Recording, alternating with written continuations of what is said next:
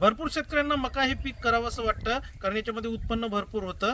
पण काय होतं की त्या त्या भागामध्ये काही एरियामध्ये हे मका काढण्याचे, हे जेव्हा कणस आपण तयार करतो तेव्हा हे बियाणं काढण्यासाठी हल्लर किंवा थ्रेशर उपलब्ध नसतं. त्यामुळे भरपूर सारे शेतकरी काय करतात की या मका पिकाकडे वळत नाहीत. तर आता अशा पद्धतीमध्ये एक जुगाड मी तुम्हाला दाखवतोय. आता आपल्या भागामध्ये सुद्धा मका काढण्याचं हल्लर किंवा थ्रेशर नाहीये. आता मागची मी भरपूर 2-3 जुगाड मोटरसायकलच्या टायरावर तुम्हाला मका कशा पद्धतीने सोलता येते हे जुगाड दाखवलं. असे भरपूर सारे जुगाड दाखवलेत. आजचं जुगाड दाखवतोय आपल्याकडे भागामध्ये भरपूर भागामध्ये हळद होते. आता हे हळदीचे ढोल आहेत मित्रांनो. आता मी पण थोडीशी अर्धा एक एकर मका थोडीशी केली होती.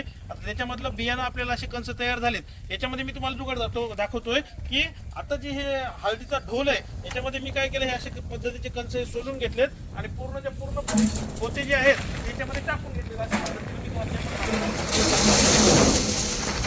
आता हे अशा पद्धतीने टाकलेत. पाहू मी तुम्हाला आज दाखवतो. हे बघा, अशा पद्धतीने हे कंस पूर्ण जे आहेत मी याच्यामध्ये टाकलेत. आता मी याला फिरवणार ट्रॅक्टरच्या साह्यानं PTOने, आणि नंतर हे कशा पद्धतीने माल तयार होतो ते तुम्हाला दाखवणार. व्हिडिओ आवडला तर नक्की लाईक करायचंय. व्यवस्थित ढोलचं झाकण जे आहे ते आपण आता लावून घेतलेलं आहे आणि याला दोन्ही साईडनं पिना टाकून घेतलेले आहेत.